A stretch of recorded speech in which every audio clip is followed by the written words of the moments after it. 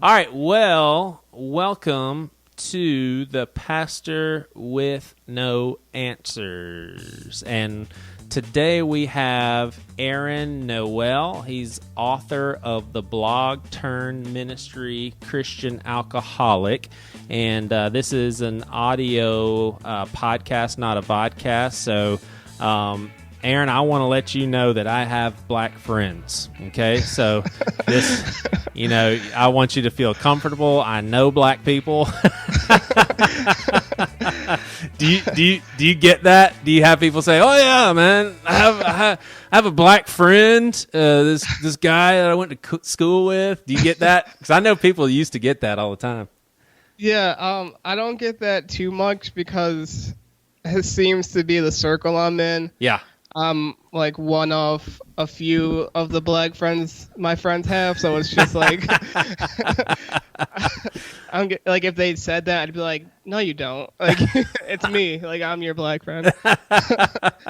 It's crazy because just given how racially charged society is, I think it's hard to avoid that. I mean, because this is going to sound like I'm giving you my diversity resume, but it's just the reality. I mean, I grew up in a neighborhood where some of my closest friends were black guys. We played basketball together, football, and I had a lot of white friends as well. But in Charleston, the public school system was pretty much 50-50. Then when I was a school teacher, I taught in schools that were either predominantly African American or like half and half. So it really is, just one of those things to where I don't know if you could call this like reverse racism or something, but I love the black community. It's like old black guys, I just think that they're way funnier than old white guys. I think black folks are like a lot better with community and just making you feel like family. And I'm not knocking white people, but all that to say is I think it's hard for white people not to kind of like, if you want racial harmony and you want unity, it's kind of hard not to feel good about yourself if you're hanging out with someone that's black. It's just like, yeah, this is cool, man, unity. But then it's just overboard when you throw stuff in, like, yeah, I have a black friend and those sorts of things. But I do want to talk to you a little bit about what I hear pastors talking about all the time, and that is how do we diversify our congregations. But before we do that, man, tell people a little bit about Christian Alcoholic. Well, first I want to talk about some more reverse racism. Yeah. I actually love the white community so much that I married into it. Yes. So my wife is white, and she had 2 daughters, so I gained 2 white children as well. So it's like nice. So I'm all about white culture. But as far as Christian Alcoholic goes, I started that after I totaled my car back in 2015 driving drunk, like 5 months out before I was supposed to get married. And Dang. I checked myself into AA, not because I thought I was an alcoholic that couldn't stop drinking, but because I recognized that the church wasn't equipped to deal with me, because people in the church have a hard enough time talking about their struggles, so I was like, they're not going to be able to help me with mine.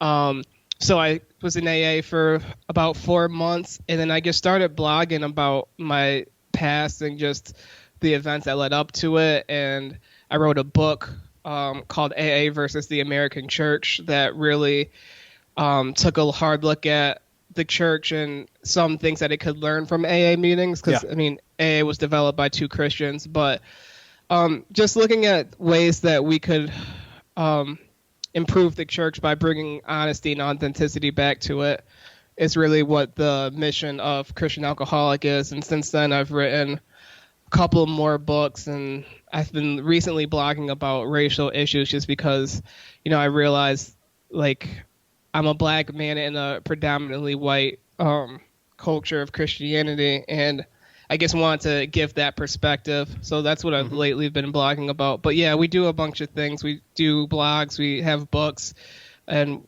we're looking to do a podcast one day down the road too. Awesome. That's cool, man. Yeah. And, I am actually super interested in what you have recently been writing about. So that works out perfectly. And I think so I've already said just how much I enjoy Black culture and Black community. And so just out of personal preference, I don't like the fact that only 7 or maybe 7% of the congregation of the church that I oversee are African American. To me, that I just don't like it because it's not as fun. But I've heard people philosophically say, "Hey, your church should probably reflect the percentages in your city. So if you have 30% Hispanic in your city, then it would probably be a cool goal to see 30% Hispanic in your congregation." The only problem I see with that, though, is how do you go after something like that, especially without it sounding so contrived? Like, how, if I wanted to set out and get more Black people in our church, how would I do that without coming across seeming so silly? Yeah, it is very interesting, and I've had a couple of white friends be like, "What do we do?" And it's like, from what I can gather, I think the best approach is to just really think about what the goal of the church is. Church isn't really about, church is not about us. So it's not about, having the right worship songs or getting the right word from the pastor. Yeah. It's a place where we can really get together as Christians, serve each other, and then ultimately serve the community that our church is in. So I think churches are looking at it too intently, instead of just being like, how can we get Black people into our churches? Should be just, how can we serve our community, which will ultimately be the Black people. I mean, because if you look at it throughout the country, usually the poorer areas are predominantly Black. So it's like, if we really want to be the church and serve the communities and serve our brothers and sisters that are less fortunate than us, it's like ultimately that will be Black people. And I think that's the approach, is to, instead of worrying about first how to get them into church, it's like, how can we just serve them first? Yeah. So that's what where I'm at. Yeah, I get that, but I think at one point you said, when we serve them, then potentially they would come. That would be the natural byproduct. I haven't seen that necessarily, and I'll give you one example. We set out to interact in an all-Black neighborhood. It's been there for generations. It's right next to the main high school on James Island, which is a part of Charleston. And we got to know a lot of those folks. They knew what church that we went to. We actually made very dear friends with some of the ladies there. But coming to our church, nah, no thanks. And it's like, you, for instance, you said you really like white culture, married a white woman with 2 white kids.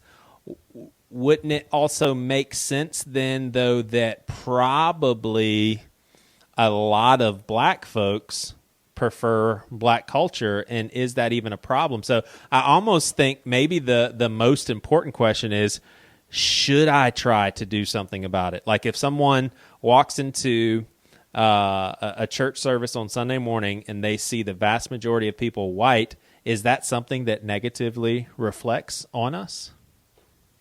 Yeah, I mean, I don't think it negatively affects on a church. I mean,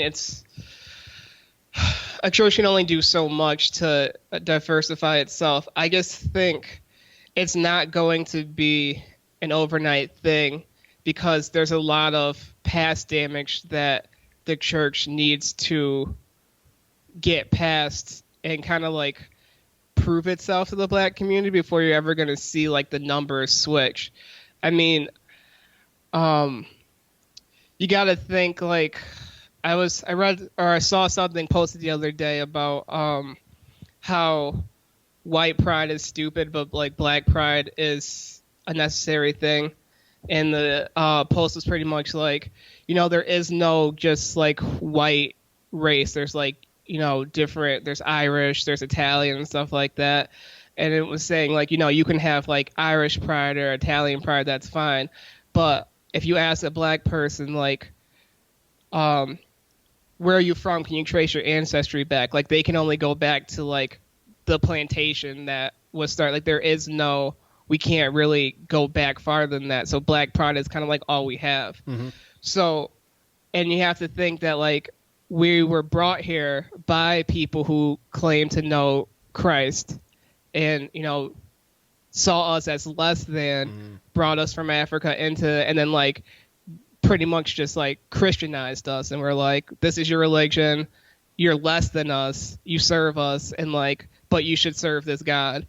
So it's kind of like that hasn't been fully addressed in a way. Yeah. And as generations have gone by, like those wounds haven't necessarily healed. Yeah. So it's not like I wish there was a simple thing like, just do certain programs in the inner cities and then you'll find more black people in your church. But it's really just like we as a church need to kind of just be honest and be like, we're sorry and we know that there's a lot that we've done wrong and a lot that we've done to kind of promote racism, not prevent it. Right.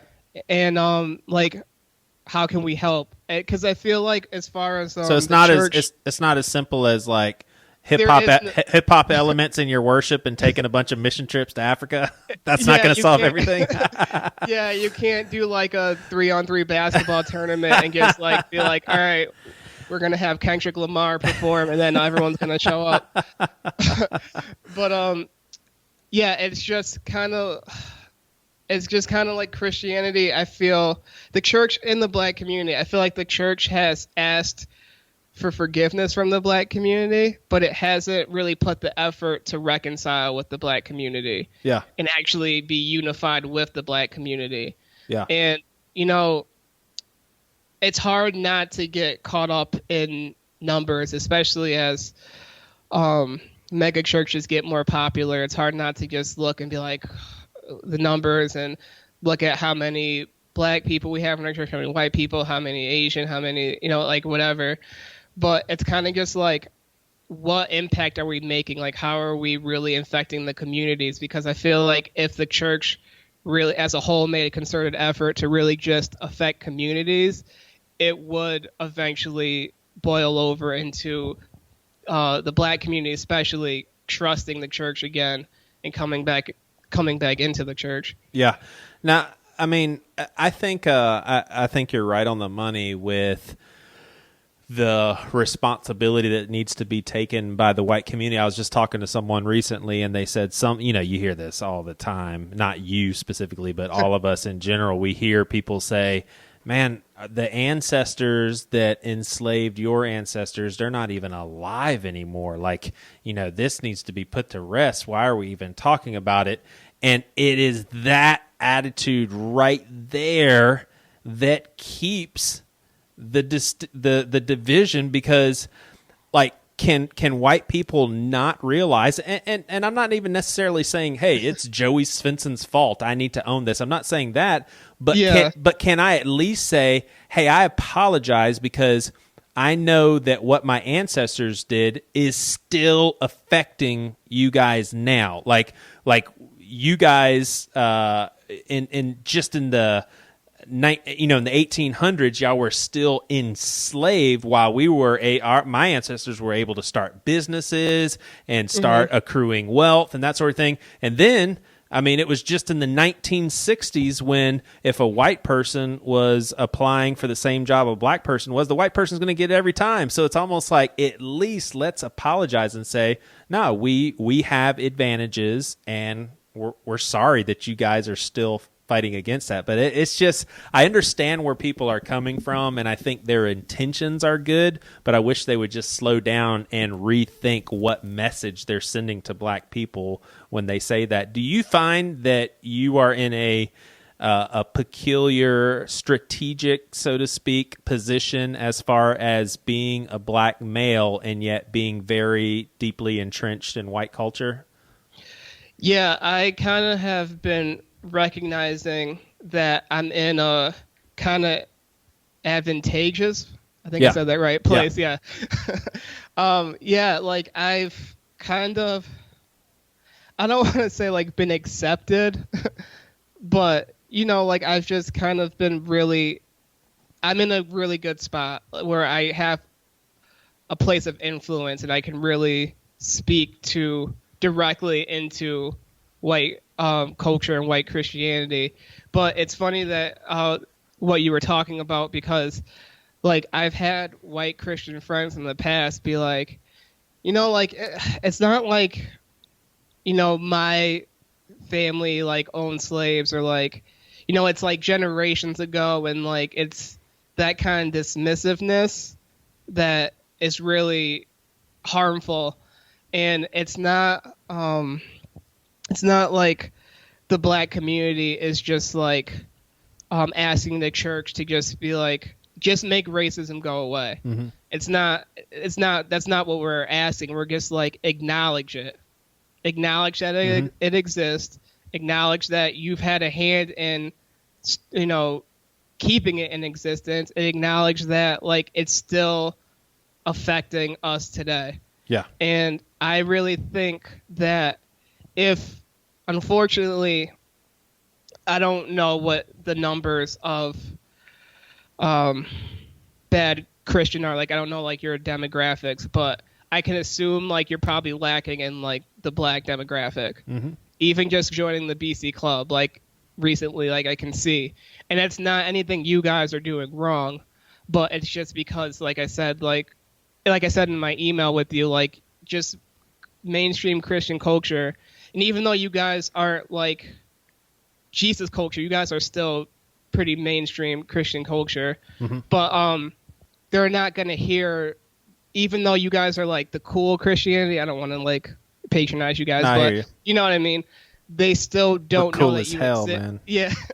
They still don't know that you exist because they're just not plugged into the Christian mainstream culture. But I'm pretty positive that if more black people heard like what you just said, like you're acknowledging of it, like you're like, back in the 1800s, you guys were still, slaves while like my family was able to start businesses. Like if our community could hear a white pastor of a mega church say that, they would be like, oh, okay, maybe it's not like what I think it is. Maybe there are some people within the church that get it. It's just unfortunately that message isn't being, like your message, like you just being honest and acknowledging it, isn't being heard by our community at large. But I mean, I get that, but wouldn't you also say that maybe a lot of black males just have no interest in listening to three white Southern middle class dudes talking about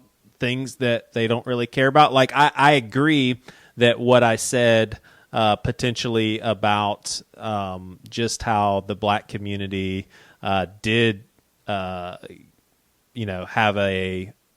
the white community had a major head start. We were able to do stuff, up until even to today, there's advantages. So I agree that they would probably like that I said that, but for the most part, why would they even listen to Pastor with No Answers or Bad Christian?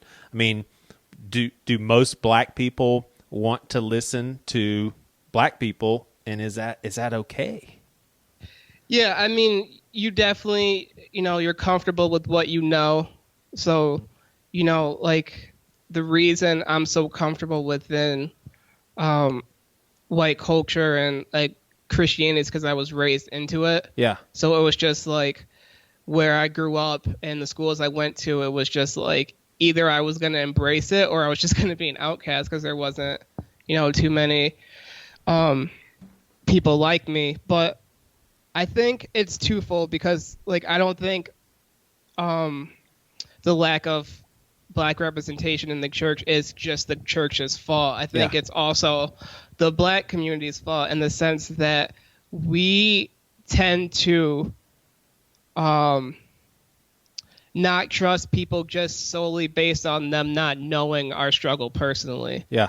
So there's been I can't remember her name, but when I was on Don't Feed the Trolls talking about growing up and being told like I wasn't black enough, which was a funny episode. I recommend people go listen to it. But Matt was telling me about this woman. I can't remember her name. She's a black woman. And her dad made a point to work his butt off so that she didn't have to grow up like in the, in like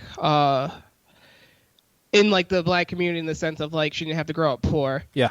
So, like, he fought to give her the best school. She went to, like, Harvard or something. Like, she got all the best schools, got all the best education.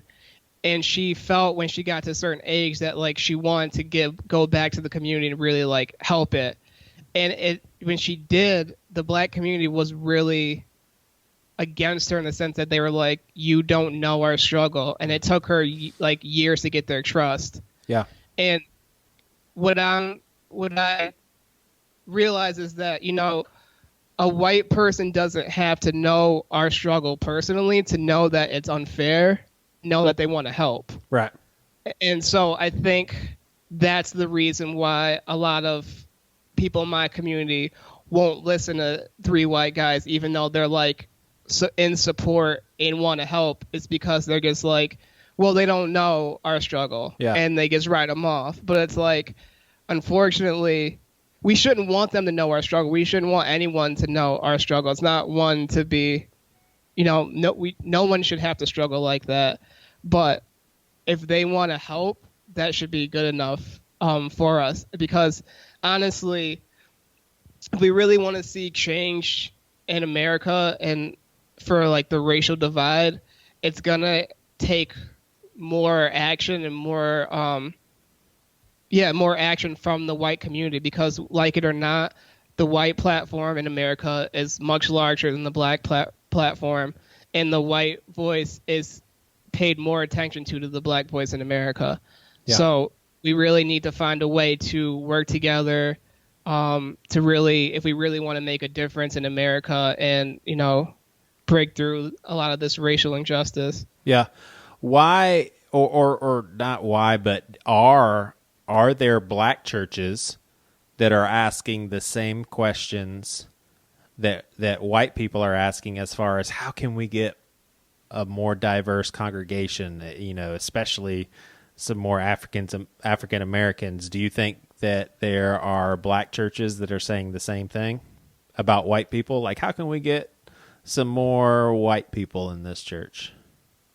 No, not at all. And if I'm being honest, I don't think so. And what is the distinction there? Is it just as simple as being a minority? That's just not where their minds go. Whereas since white people have all these privileges, we feel like, what do we owe it to African American? I mean, what's the difference there? Why is one church taking that approach and or one race, shall I say? It's hard to say. I just think black church has become like a separate entity to itself, where it's like kind of like I feel like it's so far removed from Christianity. Yeah. And it's just kind of like, this is our thing, this is how we do it, and like we're kind of separate from church. Like, we believe in the same Jesus, but like we believe in black Jesus, you can keep white Jesus. And it's kind of like, I don't think there's really, in the black church, I don't really think there's any type of, we should try to look into being more diverse. It's like we should probably try to be more separate. Yeah. which is also just as harmful. But I think it's, again, because of just a lack of trust between communities. Yeah. And I think one thing, as silly as it sounds, I think one reason why mainstream Christianity is so white and why a lot of black people are against it is because they won't admit that Jesus wasn't white. And I know that's how stupid that is. Yeah. But I really think the just lack of, like, the fact that they can't acknowledge that Jesus, like, why would Jesus be this white, fair skinned in the middle of, and the fact that they hold on to that, I really think it does truly rub a lot of people in the black community the wrong way. Yeah. Yeah, I could see that. And I think it's important to say, too, that would I prefer congregations that are more mixed with all sorts of races? Yes. But do I fault, let me start with the black community. Do I fault them for wanting to gather together with people with the same backgrounds, similar views of life, and just common experiences and all that? Of course not. So I guess I'm challenging myself not to fault white people in the same way for maybe not making major efforts to be more included. But it seems like maybe because of the and I'm investigating this as I'm talking right now, but it seems like maybe because of the privilege that white people do have, and the fact that we are not a minority, and we do have a head start with many things, a lot of advantages, maybe it is our responsibility to reach out for unity where that does not fall on the black community. I don't know.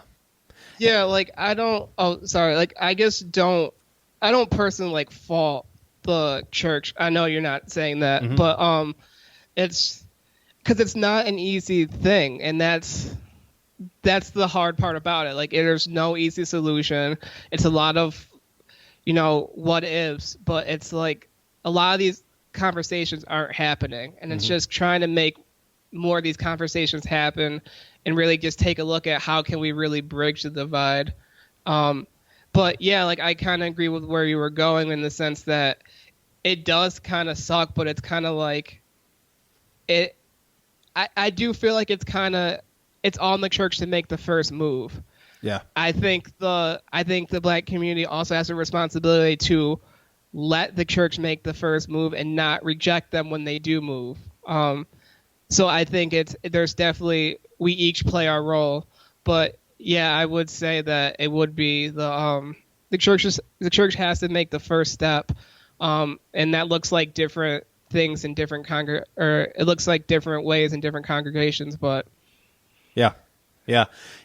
One thing that I have noticed about some of the black families that do gravitate towards mainstream contemporary white churches is, and this may just be the few interaction, and I say few as in people, not few interactions with these specific people, but these families that I interact with, they're not even that interested in the conversation that you and I are having when it comes to how can we have a more diverse congregation.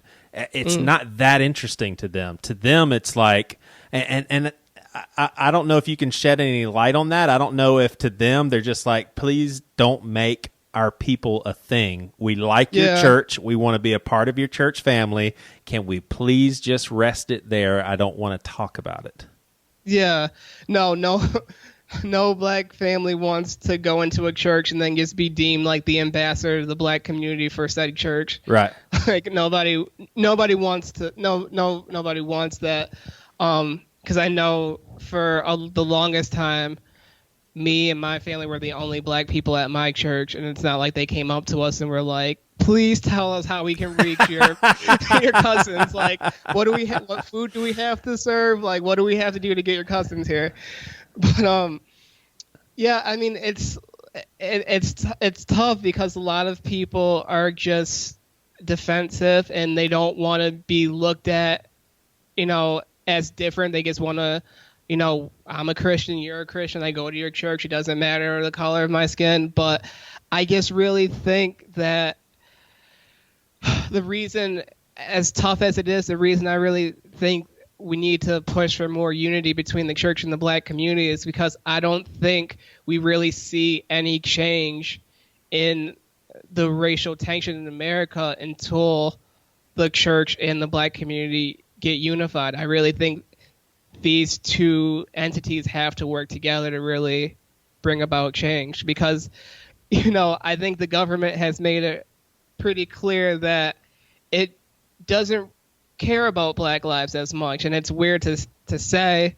And but I just mean you see it time and time again. Like if you ask me point blank, do I think my government cares about my life as much as my white friend? I would say no. Yeah. But I think because the government has made it so clear, like how powerful would it be if the church made it just as clear that, we do value the black community. We do see us on the same level, the same playing field. And like, we want to work together. We want to bring equality to America for the first time.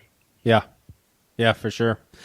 Yeah. It's, it really is a very complicated thing. I mean, if you could break it down into, what would be a couple of first steps for let's just say pastors or people that are significantly involved in their church community that does not have hardly any diversity?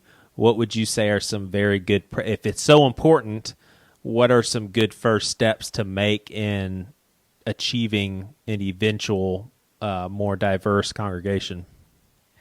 I think first you got to really just approach it with your church leaders and make it a conversation, just to look at it because, I mean, it's hard because, the church has a hard time adapting. So I'm sure you know that. But, the big thing around the churches where I'm at is a bunch of churches won't even acknowledge the fact that they don't have anybody like under the age of 50 attending their church. Mm-hmm. So it's like they won't even acknowledge the fact that you have nobody in the millennial generation, and they won't gear their church and like update their church to appeal to them. And it's kind of like the same thing. Like, you can appeal to the millennials and not just completely like change your foundation and just like be fake about it, but you can just, update certain things of your church. And I think there's ways to update your church to really appeal to the community you're in the black community. And that, I think, is just more community events. The more you do things that actively engage the community, and not in a do this and come to church, but just we're going to do this to do this. Like, one thing my church does, and I'm not trying to make my church sound great, but my church does volunteers at this local school for low-income families. And the school is predominantly black, mm-hmm. and it's like families that could not afford school unless it was like the tuition is like $350. Like, yeah. Like it's so, and they support that school faithfully, and they just do things. They go up and they paint rooms for them. They build things for them, and they do all types of drives. And it's not about, let's do this and get them to come to church. It's like, let's just do this and show them that we're here and show them that we care.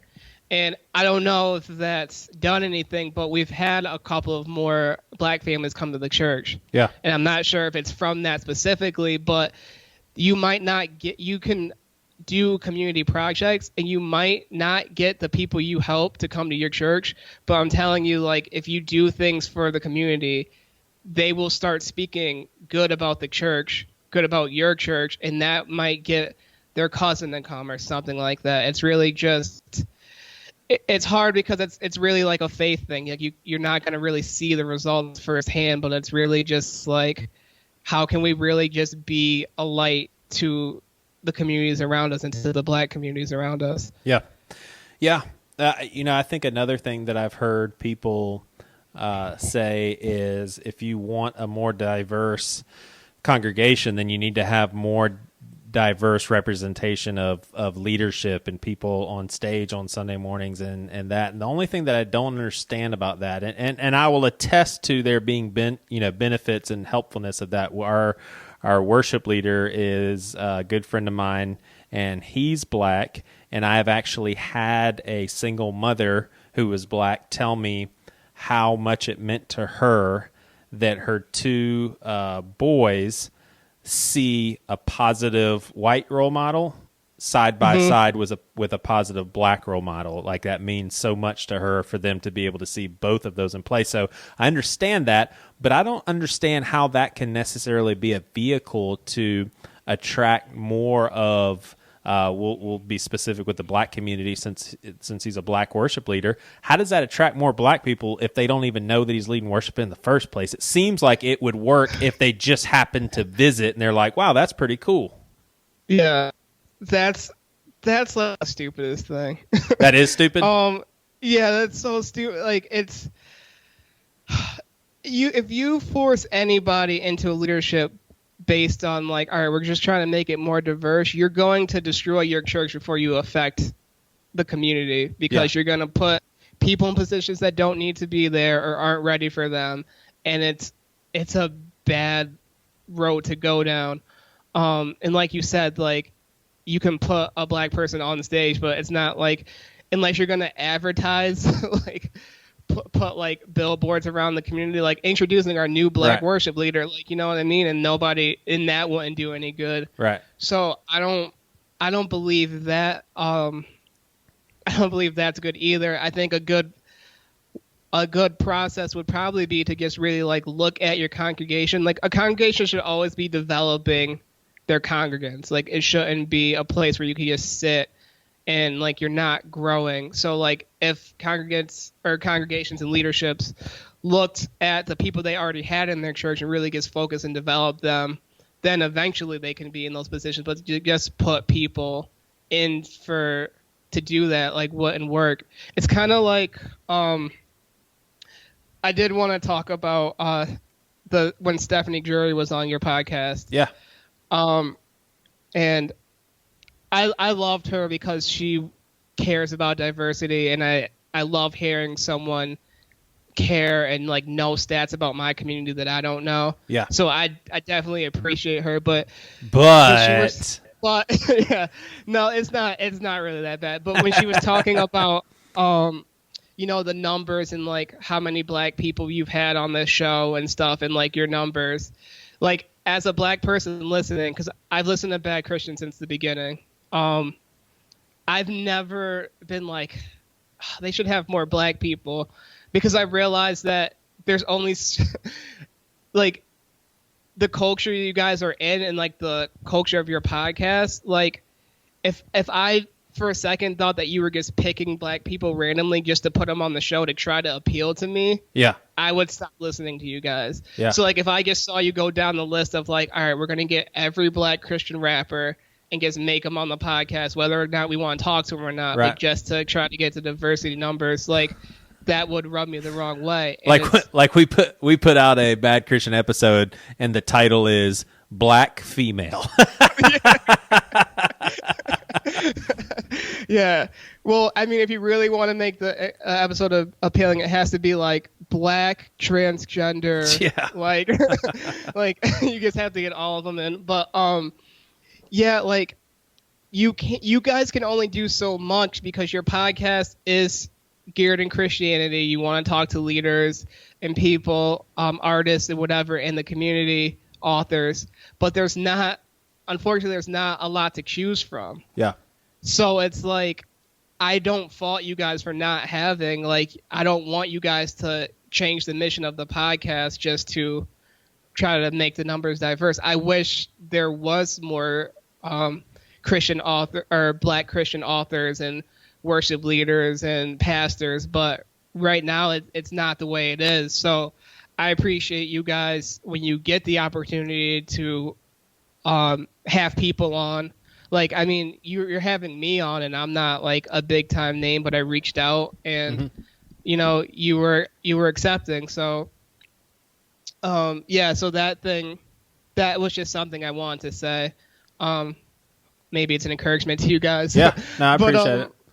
But and then I was listening to the latest BC episode, and Toby said something about like how if the church wasn't diverse enough, like he shouldn't have to go, and he was just saying like, you know, like I kind of want to be like, and I was like, I would love for that to happen, but it's just not where we are right now. So Right. I think the cool way to do that is I think we need to focus more church transplants or church plants into inner cities like that. Yeah. And to make an effort, because you see a lot of church plants and are like, yeah, God called us to plant a church in like this like beautiful town that's like perfect, and it's like, yeah, no, we're called to reach these people, but I think that would be a way to really make churches diverse is if churches plant themselves in already diverse areas. Yeah.